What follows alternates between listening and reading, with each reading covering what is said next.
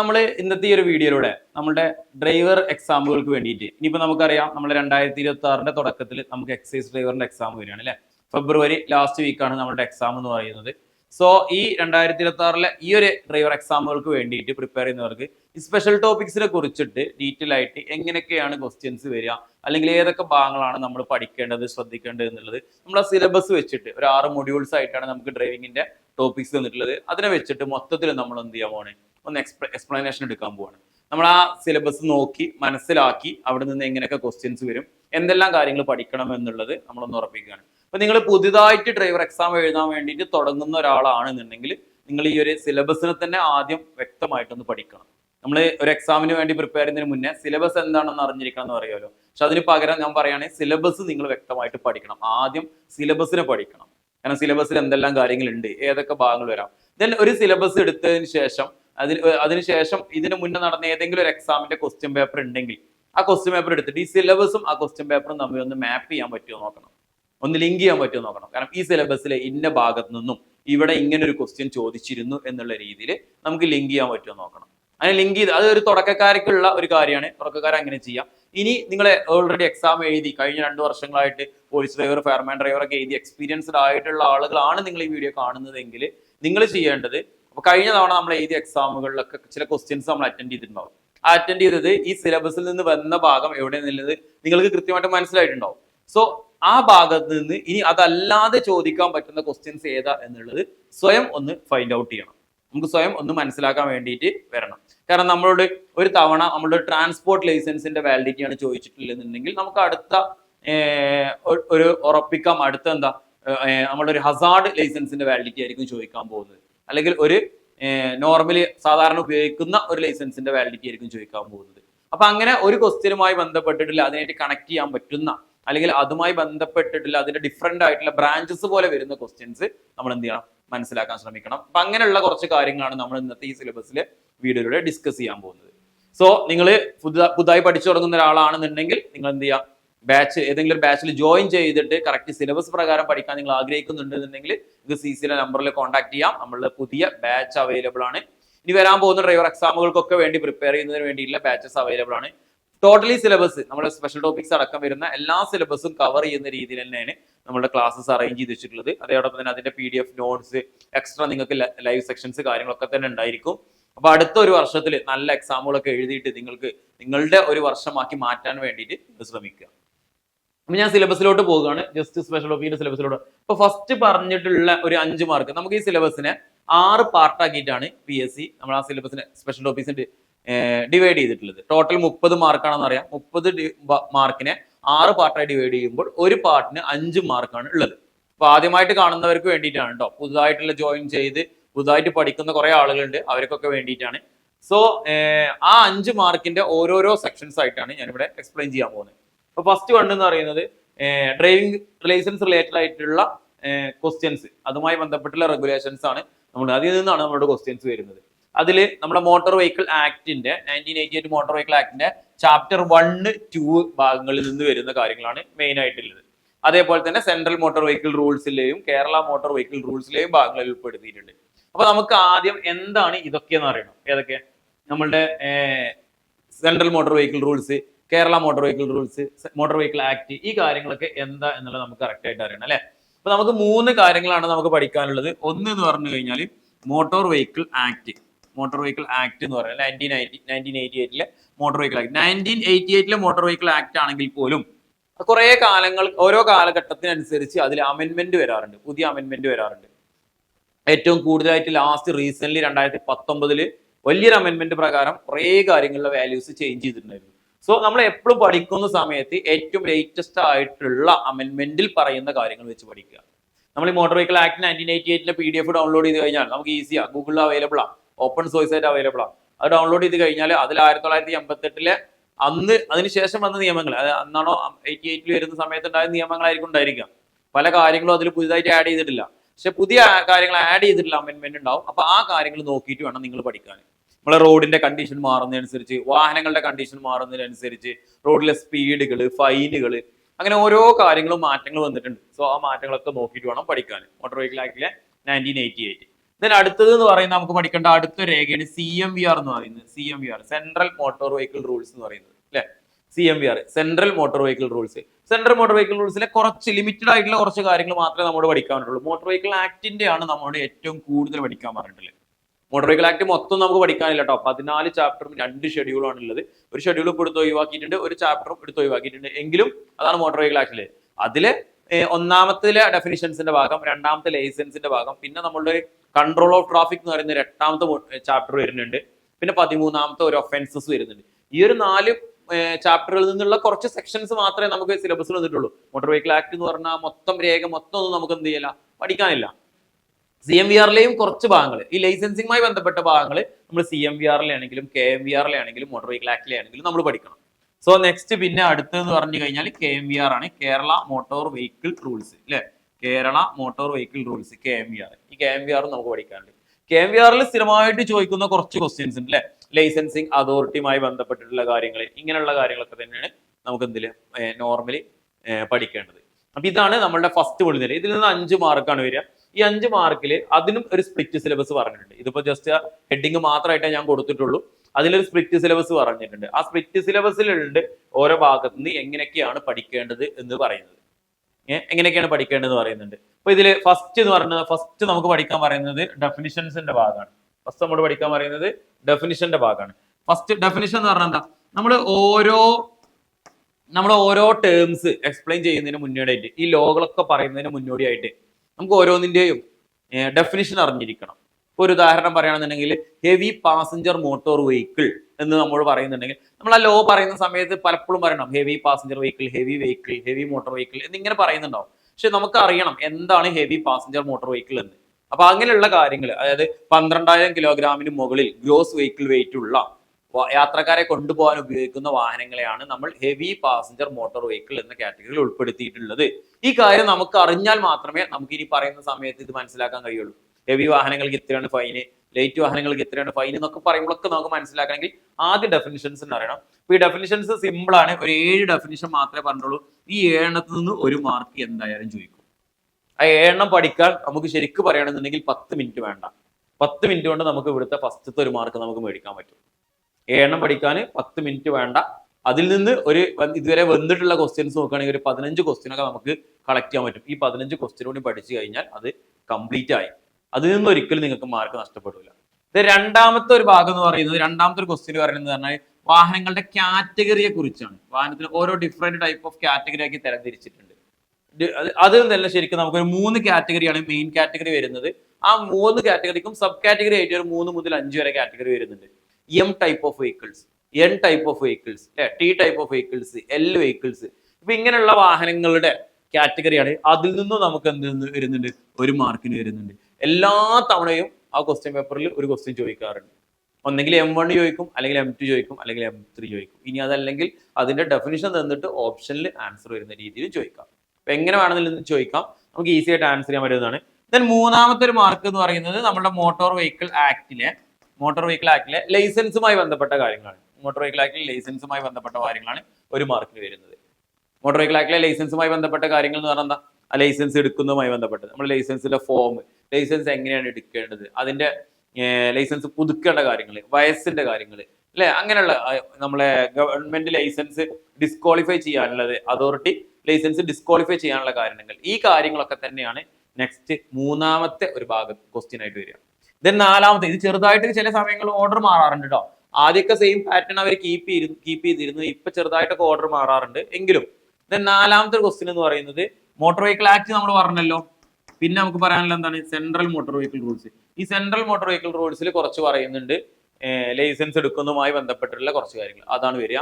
Then അഞ്ചാമത്തെ എന്ന് പറഞ്ഞു കഴിഞ്ഞാൽ കേരള മോട്ടോർ വെഹിക്കിൾ റൂൾസ്, KMVRുമായി ബന്ധപ്പെട്ട കാര്യങ്ങൾ. ഇതിൽ നിന്നും ഓരോ മാർക്ക്. അപ്പൊ ഇങ്ങനെ 5 മാർക്കാണ് ശരിക്കും ഫസ്റ്റ് മൊഡ്യൂളിൽ നമുക്ക് ഫസ്റ്റത്തെ ഭാഗങ്ങളിൽ നമുക്ക് ക്വസ്റ്റ്യൻ ചോദിച്ചു കണ്ടിട്ടുള്ളത്. ഈസി ക്വസ്റ്റ്യൻസ് ആണ്, ഒരു ലിമിറ്റഡ് ഭാഗമേ ഉള്ളൂ. ആ ലിമിറ്റഡ് ഭാഗങ്ങൾ പഠിക്കുക. ഈ 3 കാര്യങ്ങളിൽ കുറച്ചധികം സെക്ഷൻസ് നമുക്ക് പഠിക്കാനുണ്ട്.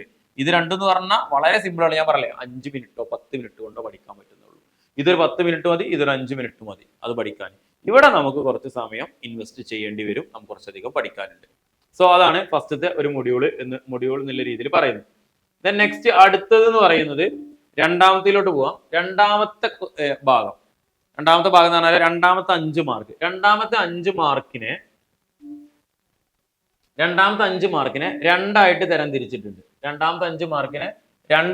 തിരിച്ചിട്ടുണ്ട്. അതായത് ഒരു 2 മാർക്കിന്റെ ഒരു ഭാഗവും അതേപോലെ തന്നെ 3 മാർക്കിന്റെ ഒരു ഭാഗവും ഇങ്ങനെ രണ്ടായി തരം തിരിച്ചിട്ടുണ്ട്. 2 മാർക്കിന്റെ ഒരു ഏരിയ ഉണ്ട്, 3 മാർക്കിന്റെ ഒരു ഏരിയ ഉണ്ട്. ഇങ്ങനെ രണ്ടായിട്ട് തരം തിരിച്ചിട്ടുണ്ട്.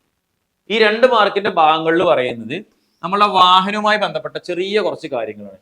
ഒന്നാമത്തെ കാര്യം എന്ന് പറയുന്നത് പെർമിറ്റ്, അതേപോലെ തന്നെ വാഹനങ്ങളുടെ വാലിഡിറ്റി, രജിസ്ട്രേഷൻ കാര്യങ്ങൾ, വാലിഡിറ്റി, ഫിറ്റ്നസ് സർട്ടിഫിക്കറ്റ്, നമ്മൾ ഫിറ്റ്നസ് സർട്ടിഫിക്കറ്റ് അല്ലെങ്കിൽ സർട്ടിഫിക്കറ്റ് ഓഫ് ഫിറ്റ്നസ് CF എന്നൊക്കെ പറയാറുണ്ട്. അപ്പൊ ഈ കാര്യങ്ങളാണ് എന്ത് പറയുന്നത് രണ്ടാമത്തെ മൊഡ്യൂൾ പറയുന്നത്. അത് സിമ്പിൾ ആണ്, വളരെ ബുദ്ധിമുട്ടുള്ള കാര്യമൊന്നല്ല, ഏറ്റവും സിമ്പിളായിട്ട് പഠിക്കാൻ പറ്റുന്നതാണ്. മൂന്നാമത്തെ കാര്യങ്ങളിൽ എന്ന് പറഞ്ഞു കഴിഞ്ഞാൽ കുറച്ചധികം പറയാനുണ്ട്, എങ്കിലും പറയാം. മോട്ടോർ വെഹിക്കിൾ ഡ്രൈവിംഗ് റെഗുലേഷൻസ് ആണ് നമുക്ക് 3 മാർക്കിന് വരുന്നത്. Motor vehicle driving regulations. ഇത് എന്ത് പറയാം, നമുക്ക് സിമ്പിൾ ആയിട്ട് പറയുകയാണെന്നുണ്ടെങ്കിൽ പറയാം ഒരു കടലാണ് എന്ന് പറയാം. പക്ഷെ കടലിൽ നമുക്ക് ഒരു കുറച്ച് നല്ല രസമുള്ള കടലാണ്. അതായത് നമുക്ക് ഒരു തവണ വായിച്ചാൽ മനസ്സിലാകുന്ന കടലാണ്, അല്ലാതെ അനന്തമായി കടക്കുന്നൊന്നുമില്ല, കുറച്ചധികമുണ്ട്. അതായത് 40 റൂളുകൾ നമുക്ക് പഠിക്കാനുണ്ട് ഇതിൽ. ഈ 40 റൂളിൽ നിന്ന് നമുക്ക് 3 മാർക്കിനാണ് ക്വസ്റ്റ്യൻ വരിക. 40 റൂളിൽ നിന്ന് 3 മാർക്കിനാണ് ക്വസ്റ്റ്യൻ വരിക. ഈ 40 റൂളിൽ നിന്ന് 3 മാർക്കിന് ക്വസ്റ്റ്യൻ വരും. ഈ 3 മാർക്ക് എന്ന് പറയുന്നത് ഈ 40 റൂളിലെ എവിടെയെങ്കിലും വരുന്ന വാല്യൂ ആകാം, എവിടെയെങ്കിലും വരുന്ന സെന്റൻസ് ആകാം, അല്ലെങ്കിൽ ഒരു 4 റൂളുകൾ സ്റ്റേറ്റ്മെന്റ് ആയി കൊടുത്തിട്ട് അതിൽ ഒരെണ്ണം തെറ്റ് അല്ലെങ്കിൽ ഒരെണ്ണം ശരി എന്ന് കണ്ടെത്താനാകാം. അപ്പൊ ഇത് നമുക്ക് കുറച്ചധികം വായിക്കാനുണ്ട്, പഠിക്കാനല്ല വായിക്കാനുണ്ട്. നമ്മൾ വായിച്ചു കഴിഞ്ഞാൽ നമുക്ക് എന്ത് ചെയ്യാൻ പറ്റും, മനസ്സിലാക്കാൻ പറ്റും. വായിക്കണം, നല്ല രീതിയിൽ വായിക്കണം. വായിച്ചു കഴിഞ്ഞാൽ നമുക്കത് മനസ്സിലാക്കാൻ പറ്റും. കാരണം അത് ഒരു തവണ നമ്മൾ എന്നും നമ്മളെല്ലാവരും ഈ ഡ്രൈവിംഗ് എക്സാമിന് അപ്ലൈ ചെയ്ത എല്ലാവരും വാഹനം ഓടിക്കുന്ന ആളുകളാണ്, ലൈസൻസ് ഇല്ല ആളുകളാണ്. സോ നിങ്ങൾ എല്ലാവരും റോഡിലൂടെ കാണുന്ന സിംബൽസും സൈൻസും കാര്യങ്ങളൊക്കെ തന്നെയാണ് ഇതിൽ പറയുന്നത്. നമ്മൾ ചെയ്യുന്നതും ചെയ്യാൻ പാടില്ലാത്തതും നമ്മളെ കൂട്ടുകാരന്മാരോ ആരെങ്കിലൊക്കെ ചെയ്യുന്നതും നമ്മളെ ചെയ്യാൻ പ്രേരിപ്പിക്കുന്നതുമായ കാര്യങ്ങളൊക്കെ തന്നെയാണ് ഈ മോട്ടോർ വെഹിക്കിൾ ഡ്രൈവിംഗ് റെഗുലേഷൻസിൽ പറയുന്നത്. എങ്ങനെ നല്ല രീതിയിൽ ഒരു വാഹനം ഓടിക്കണം, ആ കാര്യങ്ങളാണ് അതുമായി ബന്ധപ്പെട്ട കാര്യങ്ങളാണ് പറയുന്നത്.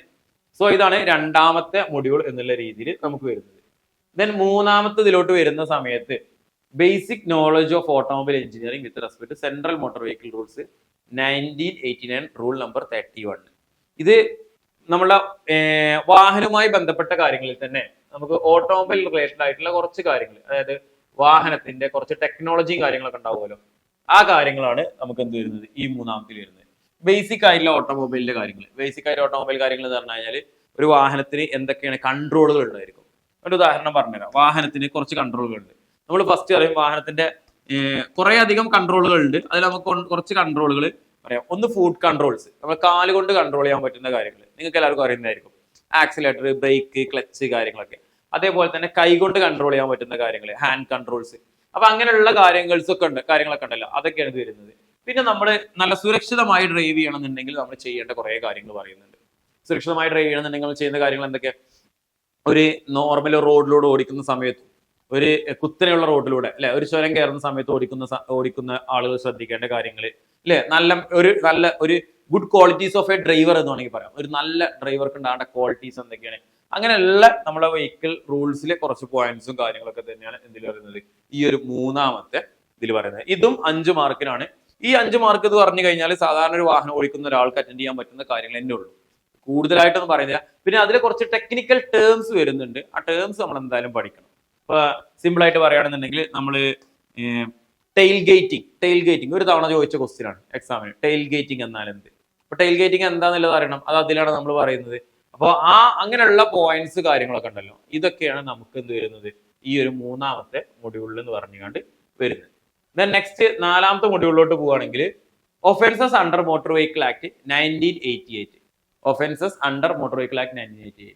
ഇത് നമുക്ക് 5 മാർക്കിനുള്ള ഭാഗമാണ് വരുന്നത്. ഇതില് കുറച്ചധികം കാര്യങ്ങളുണ്ട്.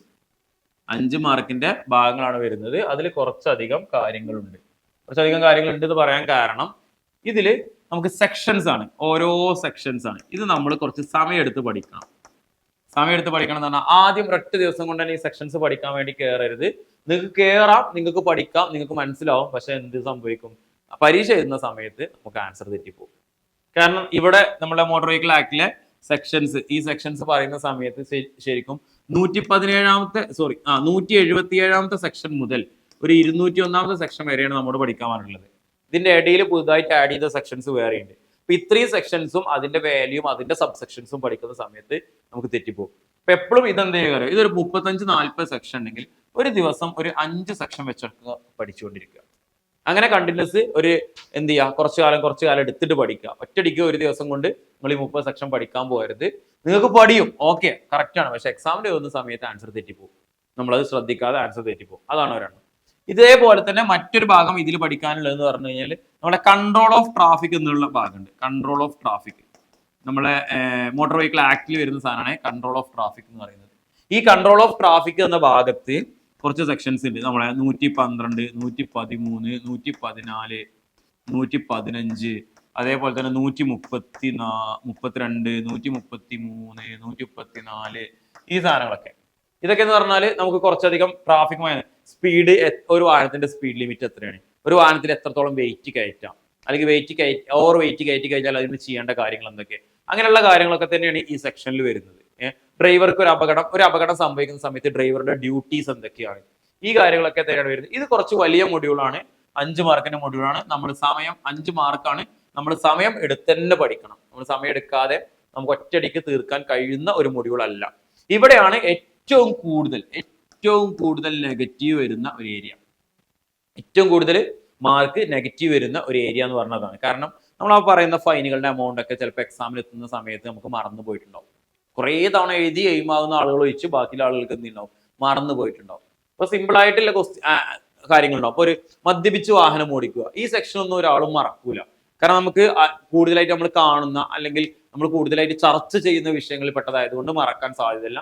സോ അതെന്ത് ചെയ്യും, അതൊക്കെ നമ്മളെ മൈൻഡിൽ നിൽക്കും. അതാണ് നോർമലി ഉള്ളത് കേട്ടോ. സോ ഇതാണ് 4ാമത്തെ മൊഡ്യൂൾ എന്ന് പറയുന്നത്.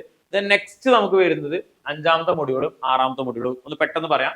5ാമത്തെ module good Samaritan and detention of documents and vehicles under motor vehicle act. അതായത് ഗുഡ് സമാരിറ്റൻ ആരാണ്, ഒരു നല്ല സമരിയാക്കാരൻ അല്ലെങ്കിൽ ഒരു നല്ല സമാരിറ്റൻ ആരാണ് എന്നും ആ സമാരിറ്റന്റെ ക്വാളിറ്റീസ് എന്തൊക്കെയാണെന്നില്ല കേട്ടോ. ഇത് ജസ്റ്റ് ഇവിടെ 2 മാർക്കിന് ഒരു ക്വസ്റ്റ്യനും ഈ ഭാഗത്തുനിന്ന് ഡോക്യുമെന്റേഷന്റെ ഭാഗത്തുനിന്ന് ഒരു 3 മാർക്കിന്റെ ക്വസ്റ്റ്യനും ഇതാണ് വരുന്നത്. ഈ 2 മാർക്കിന്റെ ക്വസ്റ്റ്യനും വളരെ സിമ്പിൾ ആണ്. 168, 169 ഈ 2 സെക്ഷൻ പഠിച്ചാൽ മതി. ഇത് മോട്ടോർ വെഹിക്കിൾ, ഇത് CMVRലെ റൂളുകളിൽ പറയുന്നതാണ്. ജസ്റ്റ് മോട്ടോർ വെഹിക്കിൾ ആക്ടിൽ ഒരു സെക്ഷൻ ഉണ്ട് 134A. ഇതും കൂടി ഇതിന്റെ കൂടെ തന്നെ ലിങ്ക് ചെയ്ത് പഠിക്കുക. കാരണം അത് ഇതിനായിട്ട് കണക്റ്റഡ് ആണ്. ഇത് ഉണ്ട് എന്നുണ്ടെങ്കിൽ ഈ 2 മാർക്ക് കിട്ടും. ഇത് സ്റ്റേറ്റ്മെന്റ് ക്വസ്റ്റ്യൻസ് വരുന്നുണ്ടെങ്കിൽ ഇതായിരിക്കും. ഈ ഭാഗത്ത് നിന്ന് ഒരു സ്റ്റേറ്റ്മെന്റ് ക്വസ്റ്റ്യൻ വരുന്നുണ്ടെങ്കിൽ ഗുഡ് സമാരിറ്റൻ ഒരു സ്റ്റേറ്റ്മെന്റ് ക്വസ്റ്റ്യൻ ആയിരിക്കും. കാരണം അങ്ങനെ ഒരു വരുന്നതാണ്. അല്ലെങ്കിൽ ഒറ്റ വാക്കിൽ ചോദിക്കണം, ഒരു നല്ല സമരിയാക്കാരൻ ആരാണ്, അല്ലെങ്കിൽ അത് ചോദിക്കുകയാണെങ്കിൽ സ്റ്റേറ്റ്മെന്റ് അല്ല, ബാക്കി ഏത് ക്വസ്റ്റ്യൻ ചോദിക്കുകയാണെന്നുണ്ടെങ്കിൽ അവിടുന്ന് സ്റ്റേറ്റ്മെന്റിലാണ് വളരെയധികം ചാൻസ് ഉള്ളത് കേട്ടോ. പിന്നെ ഡോക്യുമെന്റ്സ് പ്രൊഡ്യൂസ് ചെയ്യുന്നതുമായി ബന്ധപ്പെട്ടിട്ടുള്ള കാര്യങ്ങളൊക്കെ തന്നെയാണ് നമുക്ക് എന്ത് ചെയ്യുന്നത് ഈ നെക്സ്റ്റ് മൊഡ്യൂളായിട്ട് നമുക്ക് വരുന്നത്. ദെൻ അടുത്ത മൊഡ്യൂൾ എന്ന് പറഞ്ഞാൽ ലാസ്റ്റ് ആണ് construction equipment maintenance of motor vehicles and safety devices special provisions. നമ്മുടെ വാഹനങ്ങളിൽ കൊടുക്കേണ്ട കുറച്ച് സേഫ്റ്റി ഡിവൈസസ് ഉണ്ടല്ലോ. ഇപ്പോ ആ സേഫ്റ്റി ഡിവൈസസിനെ കുറിച്ചും അതേപോലെ തന്നെ ഹസാർഡ് വാഹനങ്ങളുടെ സേഫ്റ്റി ഇങ്ങനെയുള്ള കാര്യങ്ങളെ കുറിച്ചൊക്കെ തന്നെ 5 മാർക്കിന് ലാസ്റ്റ് വരുന്ന സെക്ഷനാണ് ഇത്. ഇതും നമുക്ക് നേരത്തെ പറഞ്ഞ പോലെ തന്നെ 5 മാർക്കിനാണ് വരുന്നത്. ഇപ്പൊ ഒരു ബൈക്കിലാണെന്നുണ്ടെങ്കിൽ ഒരു ബൈക്കിന് എന്തെല്ലാം സേഫ്റ്റി ഡിവൈസസ് വേണം. ബാക്കിലിരിക്കുന്ന പില്ലിയൻ റൈഡറിനുള്ള ഹെൽമെറ്റ്, ബാക്കിലിരിക്കുന്ന പില്ലിയൻ റൈഡറിനുള്ള ഹാൻഡ് റെയില്, അതേപോലെ തന്നെ ഫുഡ് റെസ്റ്റ് ഇങ്ങനെയുള്ള കാര്യങ്ങൾ. ഒരു കൊമേഴ്ഷ്യൽ വാഹനമാണ്, ഒരു പിക്കപ്പ് ലോറി അങ്ങനെയുള്ള ഒരു വാഹനമാണ്. ആ വാഹനത്തിന് ചോക്ക് ബ്ലോക്ക് എത്രണ്ണം വേണം, അല്ലെങ്കിൽ ആ വാഹനത്തിൽ വാർണിംഗ് ട്രയാങ്കിൾസ് എത്രണ്ണം കൊടുക്കണം, ഒരു വാഹനത്തിന്റെ കൂടെ വാർണിംഗ് ട്രയാങ്കിൾ എത്ര കൊടുക്കണം, ഇങ്ങനെയുള്ള കാര്യങ്ങളൊക്കെ തന്നെയാണ് നമുക്ക് എന്ത് വരുന്നത് ഈ ഒരു ലാസ്റ്റ് മൊഡ്യൂൾ വരുന്നത്. അപ്പൊ ഇതും കുറച്ച് പഠിക്കാനുണ്ടെങ്കിലും നമുക്ക് ഈസി ആയിട്ട് മനസ്സിലാക്കാൻ പറ്റുന്നതാണ്. കാരണം നമ്മൾ റൂൾ എന്ത് ചെയ്യുന്നുണ്ട്, കറക്റ്റ് ആയിട്ട് പറഞ്ഞിട്ടുണ്ട്. CMVRലെ 117 മുതൽ 137 വരെയാണ് റൂള് എന്നുള്ളത് നമ്മളോട് കറക്റ്റ് ആയിട്ട് പറഞ്ഞിട്ടുണ്ട്. സോ ഇതാണ് ജസ്റ്റ് ഒരു സിലബസ്. നമ്മൾ ആ ഓരോ ഭാഗങ്ങൾ നോക്കിയിട്ട് കറക്റ്റ് മനസ്സിലാക്കിയിട്ട് വേണം പഠിക്കാൻ. ഞാൻ ഇതിൽ നിന്ന് വരുന്ന ക്വസ്റ്റ്യൻസ് ഒക്കെ ഓരോന്നോരോന്ന് ഉദാഹരണം എടുത്ത് പറഞ്ഞത് പ്രീവിയസ്ലി നടന്ന എക്സാമിലെ ക്വസ്റ്റ്യൻസ് തന്നെയാണ്. നിങ്ങൾക്ക് ക്വസ്റ്റ്യൻ പേപ്പർ ഒന്ന് വർക്ക്ഔട്ട് ചെയ്യുകയാണെന്നുണ്ടെങ്കിൽ ഈ പറഞ്ഞ കാര്യങ്ങളൊക്കെ തന്നെ നിങ്ങൾക്ക് ഓരോ ക്വസ്റ്റ്യൻ പേപ്പറിലായിട്ട് കാണാൻ കഴിയും. സോ നിങ്ങൾ എന്ത് ചെയ്യുക, സിലബസിനെ കറക്റ്റ് മനസ്സിലാക്കിയതിന് ശേഷം മാത്രം പഠിക്കുക. പുതിയ പഠിക്കുന്ന ആളുകളാണെന്നുണ്ടെങ്കിൽ എന്തായാലും സിലബസ് കൃത്യമായിട്ട് അനാലിസിസ് ചെയ്തിട്ട് തന്നെ പഠിക്കുക. അപ്പോൾ നിങ്ങൾക്ക് പറഞ്ഞ കാര്യങ്ങളൊക്കെ തന്നെ ക്ലിയർ ആയിട്ടുണ്ടാവും എന്ന് വിചാരിക്കുന്നു. ഞാൻ ആ സിലബസിനെ എങ്ങനെ പഠിക്കണമെന്നും എങ്ങനെ മനസ്സിലാക്കി എടുക്കണം എന്നുള്ളതാണ് ഇപ്പോൾ ഈ ഒരു വീഡിയോയിലൂടെ എക്സ്പ്ലെയിൻ ചെയ്തത്. വീഡിയോ ഇഷ്ടമായാൽ ലൈക്ക് ചെയ്യുക. അടുത്ത വീഡിയോ ഇതേപോലുള്ള വീഡിയോകൾ ഇനിയും നമ്മുടെ ചാനൽ ഇടുന്നതായിരിക്കും. ചാനൽ ആദ്യമായിട്ടാണ് കാണുന്നതെങ്കിൽ ചാനൽ സബ്സ്ക്രൈബ് ചെയ്യുക. നിങ്ങളുടെ വിലയേറിയ അഭിപ്രായങ്ങൾ കമൻ്റായിട്ട് രേഖപ്പെടുത്തുക. അപ്പോൾ അടുത്ത വീഡിയോയിൽ കാണുന്നത് വരെ താങ്ക് യു.